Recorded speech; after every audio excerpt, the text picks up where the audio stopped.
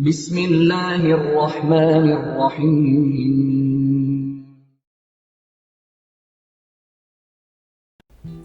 Assalamu alaikum wa rahmatullahi wa barakatuh. We hope you're enjoying our programs.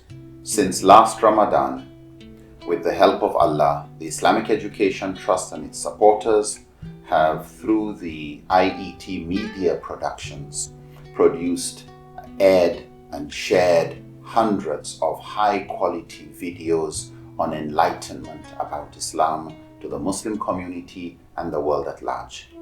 We have, alhamdulillah, been able to air topics to do with self-improvement, purification of the heart, spiritual growth, ethics, morality, family, parenting, marriage, child upbringing, issues surrounding self-improvement, financial literacy, better self-management, Islamic jurisprudence, and responses to common questions asked about Islam by Muslims, by non-Muslims, and also responding to Islamophobia and those who have a fear about Islam. For this work to continue and for it to be sustained, we need your support.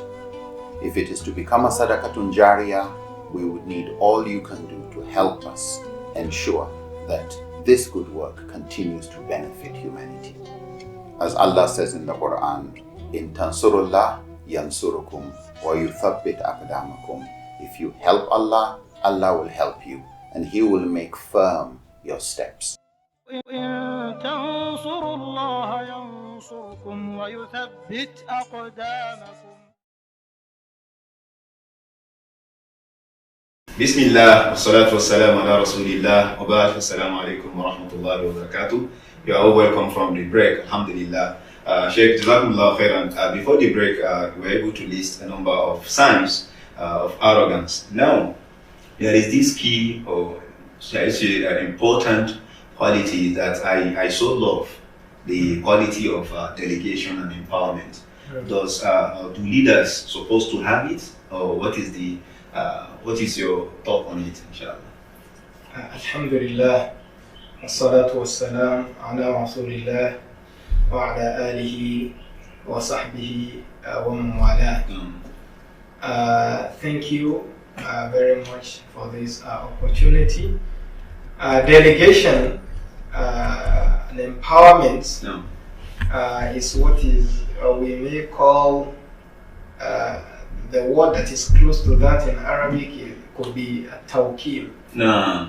From wakala yuwakkil, that is a tawqil, to delegate or to authorize somebody to act on your behalf, or something you would have done, you are responsible for, to just give it to somebody else.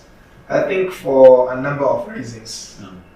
Either to empower, and that's why we're saying delegation and empowerment, to empower them, usually between the leader and the followers, to just empower them so in case you are not around, the work does not suffer. This is one of the wisdom behind that. And sometimes it could be as a result of tight schedule.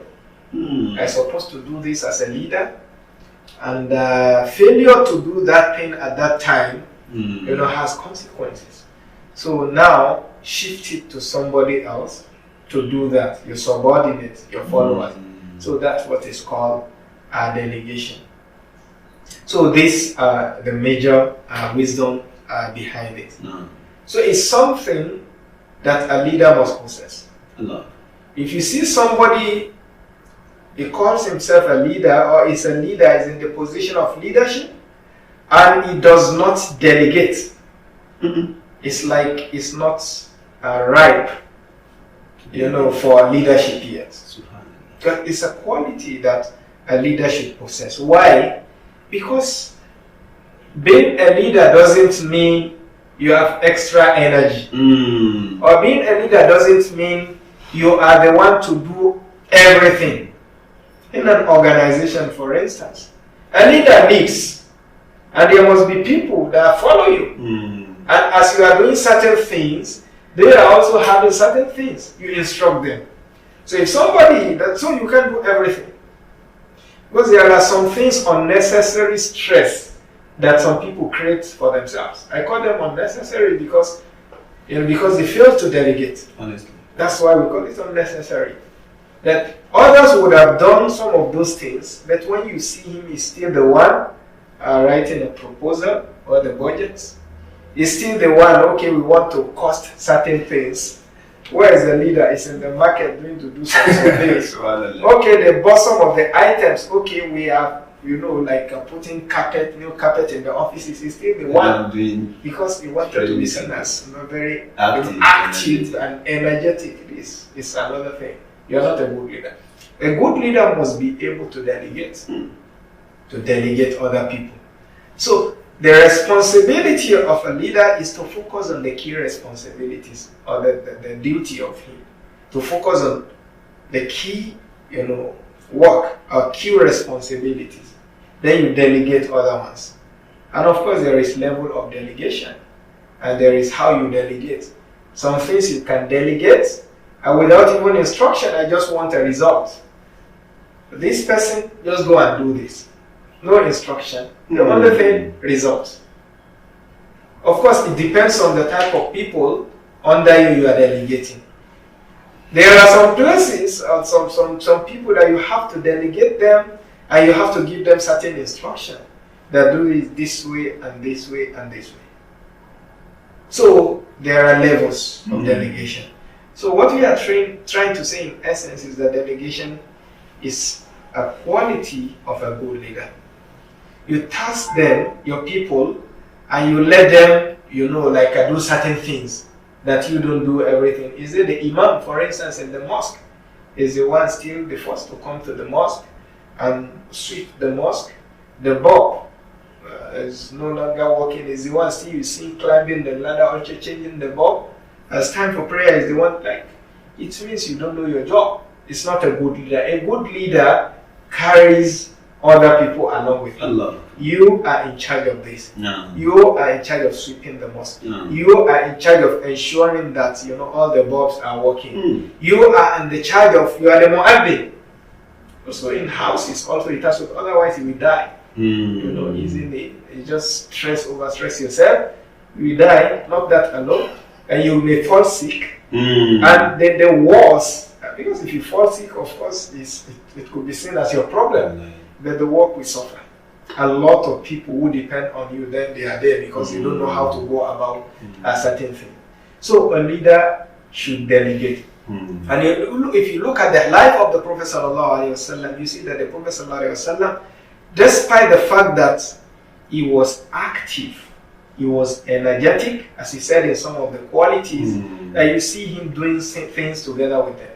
In the battle of Badr, they were there together, he went. In the battle of Uhud, he was there, he was also carrying weapon. In Ahzab, the trench, also he was there, also digging the trench. And many. In Sulh al-Hudaybiyah, Treaty of Hudaybiyah, they were together. In Fath of Mecca, they were together, right? You can see this in a leader. But at the same time, you can see in a number of occasions where the Prophet ﷺ will not do things by himself. That's why he will send delegates to this place. He will send some people, take a letter to this king. He will send some people, when they did the first migration, the Prophet didn't follow them to Habasha, Abyssinia. He delegated and he appointed a leader among them. So you can see him, he delegated, because in case he's not there, the work doesn't stop. But wherever you see some organization, for instance, when you see like a leader dies, the organization has died, it's as a result of lack of proper delegation. Because if they are used to that, even it's not around, I think that will not be felt. So this is a very, it's an important quality that a leader must have. First of all, for two benefits: to relieve yourself, and secondly, to ensure that things continue even if you are not there. Things don't suffer, works don't suffer even if it's not there. There is what they call canopy effect. So that if you are there, you just overshadow, nobody even wants. The leader is there, is the only person that it does this, it does this. If it's no longer there, what happens? They will just, the system will just paralyze. So this is very, very important. Even though we may not be able to see many examples in the Quran al-Karim, but in the life of the Prophet sallallahu alaihi wasallam, you can see it. Delegated a lot of people, and a number of things, were given a kind of creating specialization. Like some companions, he gave them certain jobs. They are good at that, and he delegated. He gave that task to them. When it comes to battle, forefront, and all this, you'll be hearing Khalid bin al-Walid, and Ali bin Abi Talib, and the like. There are many. Hamza, may Allah have mercy on all of them. When it comes to writing, you have a number of people like Muawiyah, and like Ubay ibn Ka'b, and the likes. Most of them, Zayd, a lot of them like that. So everybody, this one is good at this. Then just probably don't need to suffer himself also writing everything, or travel far to another country to just deliver a letter. So I think this is a very good quality that a leader should try to possess. Allah Ta'ala a'lam. Jazakumullah khairan. Sheikh, we really appreciate your presentation. You raised one important issue, which is the issue of delegation, that a leader must learn how to delegate. Because if you don't delegate, you will overwhelm yourself. You think you have energy, but at long run, you collapse. You collapse because that energy will not be there. And the Prophet ﷺ encouraged that. I think, if Sheikh will permit me, he delegated Muaz to Yemen. The message is for the Prophet ﷺ to go to Yemen and deliver the message, because Allah subhanahu wa ta'ala said, "Badlik ma unzila ilayka min rabbik." So it's the Prophet's responsibility, but he delegated Muaz to Yemen. And when he delegated him, he wanted to hear what will be, how will Muaz handle this issue. He said, "Bima taqdi bayna an-nas." What will you judge? What will you use to judge between the people? If Sheikh will permit me, he said, "Abdi bi kitabillah." I will judge between them with the book of Allah subhanahu wa ta'ala. The Prophet said, "Fa'idam tajid." What if the problem you want to solve is not there in the Quran? He said, "Abdi bi sunnati Rasulillah sallallahu alaihi wasallam." What if it's not there? The Prophet replied to him, but he said, "Ajtahid wala alu." I will not hesitate to use my own creativity, my own ijtihad. And the Prophet said, "Alhamdulillah alladhi waffaqa rasula rasulillah." Do you understand? So you can see, even in delegation, you let your followers come up with some creativity. Exactly. Don't claim, "I'm the everything, I'm the omega and kaza of everything, kaza." That will be very, very bad. And finally, Sheikh, I would like you to just, as a recap, because we don't have enough time, to just summarize everything about delegation for us. I think before the summary, one thing, benefit of it I would like to add is that it makes the followers happier. Allah. Because when you leave your followers sometimes and you don't even instruct them, they feel sad. And they feel this person, you don't trust them. That's one. Or they may feel you don't just want them to know, to perfect this thing or to know how to do this. So this is another disadvantage in it. Even though you may think, no, since you have energy, but you have to look at their side also. So the delegation, we say, is inevitable, is a quality that a leader must have. Because of certain things. One, things are too much. It will be too much on you. You can't do everything. You focus on the key responsibilities, where you delegate people who are together with you to do their thing. Also, second advantage of it is that in case you fall sick or one dies, of course we all die one day, at least the work still continues. People don't suffer, the work doesn't suffer. So these are the advantages. And we have said the life of the Prophet ﷺ is full of a lot of example on the one you also mentioned just now. The Prophet do some things together with them sometimes, and sometimes he just delegate them to go and carry on. And even you look at our fiqh books, you can see a number of transactions. You say the wali, the guardian, can delegate this, to do this on his behalf. This one can delegate this on his behalf. This all to show that it is important, particularly for a leader.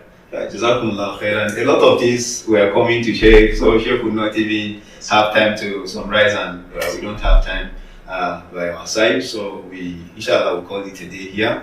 But inshallah, we'll meet in our next episode. Sheikh is going to give us a recap of everything, inshallah. Thank you for coming, Sheikh. Jazakumullah khairan. Thank you very much. Our viewers, Jazakumullah khairan for coming up. Thank you very much. Assalamu alaikum wa rahmatullah wa barakatuh. Wa alaikum assalam wa rahmatullah.